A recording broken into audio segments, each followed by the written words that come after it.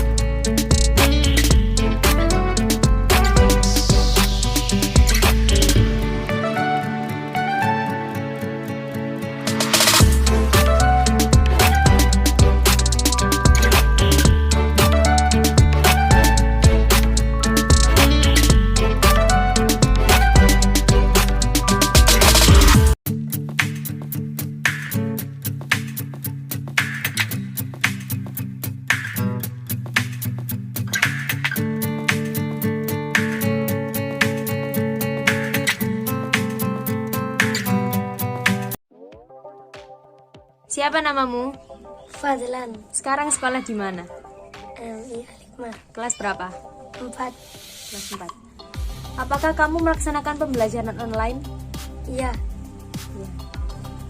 Biasanya berapa jam kamu melakukan pembelajaran online? 2 jam. 2 jam. Pembelajaran yang diberikan oleh gurumu seperti apa? Dari Soalkah atau Soal. video? Gak ada video sama sekali. Nah, Apakah ada interaksi antara kamu dengan gurumu? iya. Biasanya melalui apa? Wait. WA. Aplikasi atau media apa yang digunakan sebagai media pembelajaran online? Website. Website. Hambatan atau kesulitan apa yang kamu rasakan saat daring? Jaringan terputus-putus. Terus apa lagi? Sering tidak ada sinyal. Tidak ada sinyal. Apakah daring membuatmu bosan? Iya. Iya. Karena tidak ada teman kah? Karena tidak ada teman. Terus apa lagi? Waktu pembelajaran yang Panjang, membosankan.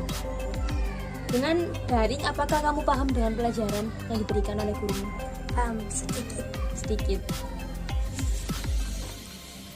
Nah, jika ada yang tidak paham, apa yang kamu lakukan? Bertanya kepada orang tua kah? Bertanya pada Bertanya guru kah? kepada kakak. Kakak. Menurutmu keuntungan dari pembelajaran online itu seperti apa? Bisa belajar di mana saja. Ya, terus? Banyak waktu luang. Ya, Bisa bermain. bermain. Nggak mau belajar. Kalau kerugiannya,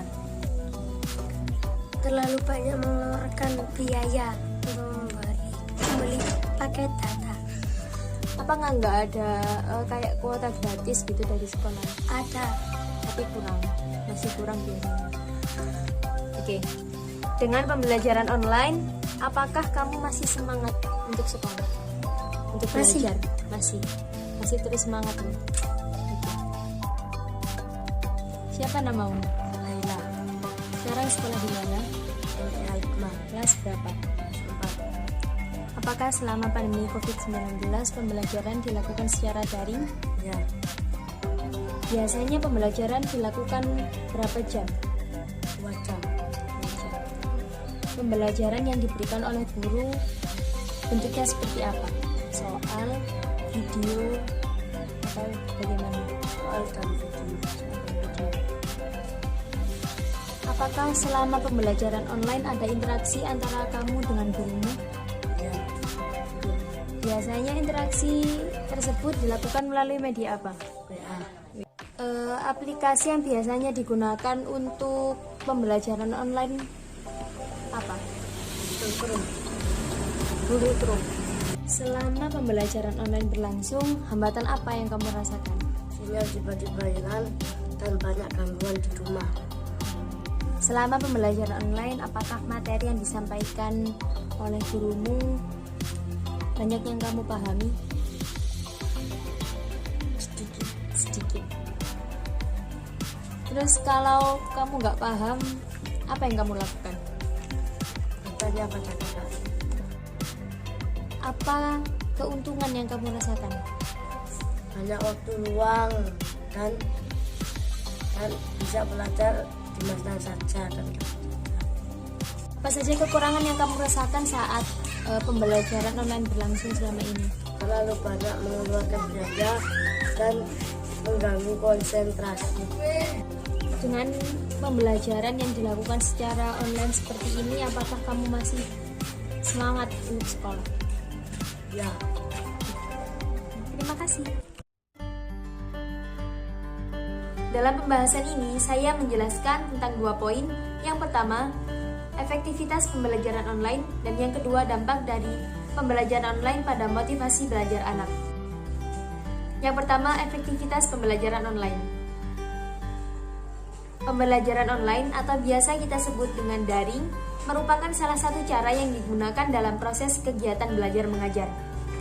Pembelajaran online juga menjadi salah satu bukti bahwa pendidikan kita kian hari semakin berkembang.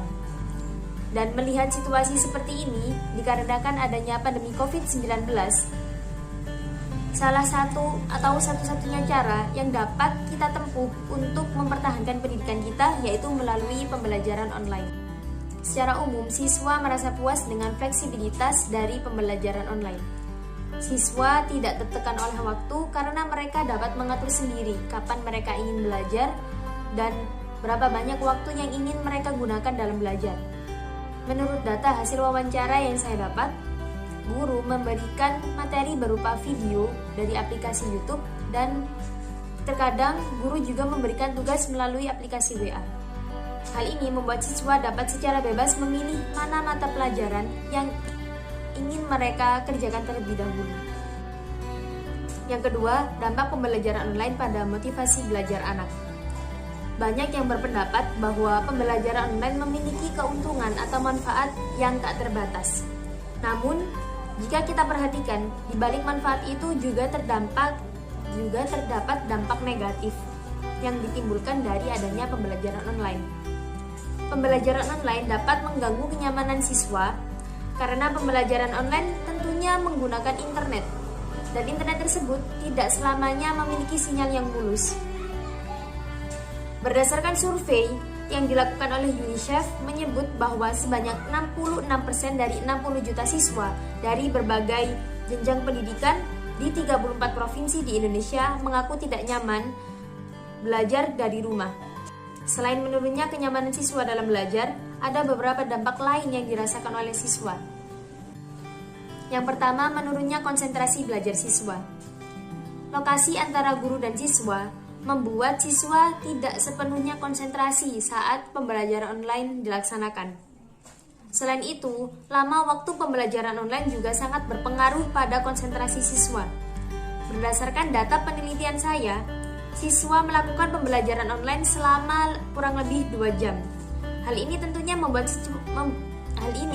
membuat siswa menjadi cepat bosan dan merasa jenuh.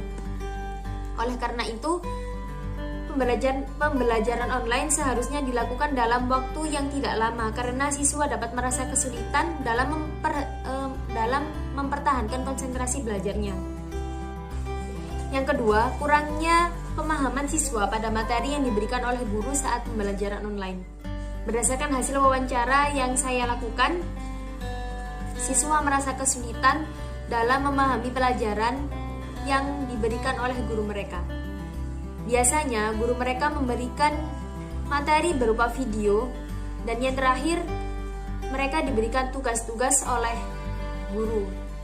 Apalagi kalau mereka menerima materi saat pelajaran matematika, mereka sangat kesulitan memahami materi tersebut. Mereka membutuhkan penjelasan secara verbal dari guru mengenai materi yang sifatnya kompleks. Yang ketiga, menurunnya semangat belajar pada siswa. Data penelitian yang saya dapat menunjukkan bahwa siswa mengalami penurunan semangat saat belajar. Hal tersebut dikarenakan siswa tidak memiliki teman yang dapat diajak untuk berinteraksi, baik untuk menanyakan pelajaran ataupun untuk bermain.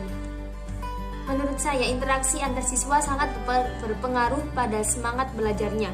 Dengan pembelajaran online, membuat siswa merasa kesepian dan cepat bosan saat pembelajaran sedang berlangsung. Yang keempat, sulitnya mengakses laman internet.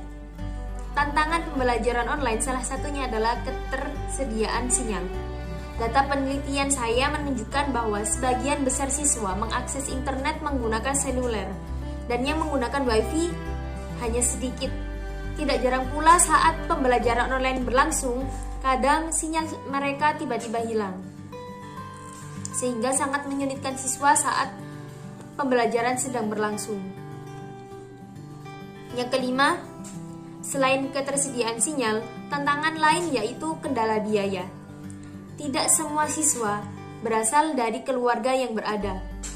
Siswa menyatakan untuk melakukan pembelajaran online mereka harus mengeluarkan biaya lebih untuk membeli paket data. Siswa menyatakan bahwa materi yang mereka dapat dari guru kebanyakan berupa video dari YouTube. Hal tersebut tentunya menghabiskan kuota yang sangat banyak, apalagi mereka mendapat materinya juga banyak. Dampak lain yang ditimbulkan dari pembelajaran online yaitu penggunaan gadget yang terlalu berlebihan oleh siswa. Walaupun penggunaan gadget sangat membantu proses pembelajaran online, tetapi ada beberapa hal yang harus diperhatikan, termasuk kemungkinan dampak negatif penggunaan gadget yang berlebihan. Waktu yang digunakan dalam pembelajaran online kemungkinan hanya 1-2 jam saja, sedangkan peluang siswa untuk menggunakan gadget, baik untuk game atau yang lain, sangat besar. Orang tua harus memantau anak dalam menggunakan gadget. Orang tua juga harus membatasi penggunaan gadget supaya tidak berdampak fatal dan semangat belajar anak bisa bertambah. Dari beberapa dampak yang ditimbulkan oleh pembelajaran online yang saya jelaskan, hal tersebut tentunya berlawanan dengan teori motivasi belajar, yakni suatu dorongan atau arah untuk belajar agar mencapai cita-cita. Hal ini harus diperhatikan oleh guru. Guru diharuskan untuk menciptakan lingkungan belajar yang menyenangkan agar siswa tidak jenuh dan gampang bosan ketika mengikuti pembelajaran, entah mengganti model pembelajaran atau metode pembelajaran tersebut. Dengan adanya lingkungan belajar yang mendukung, siswa akan merasa nyaman dan semakin termotivasi untuk mengikuti pembelajaran yang dilakukan secara daring. Kesimpulan dari penelitian saya yaitu penurunan motivasi belajar siswa selama pembelajaran online dipengaruhi oleh beberapa faktor, yakni lama waktu pembelajaran online membuat konsentrasi siswa menurun. Siswa membutuhkan penjelasan verbal dari guru, turunnya semangat siswa dalam belajar karena tidak memiliki teman untuk berinteraksi. Adanya gangguan sinyal saat pembelajaran berlangsung, mengeluarkan biaya lebih yang diperlukan untuk membeli paket data untuk pembelajaran online, dan penggunaan gadget yang berlebihan oleh anak. Perlu adanya pemantauan khusus dari orang tua, karena orang tua adalah orang yang terdekat dengan anak.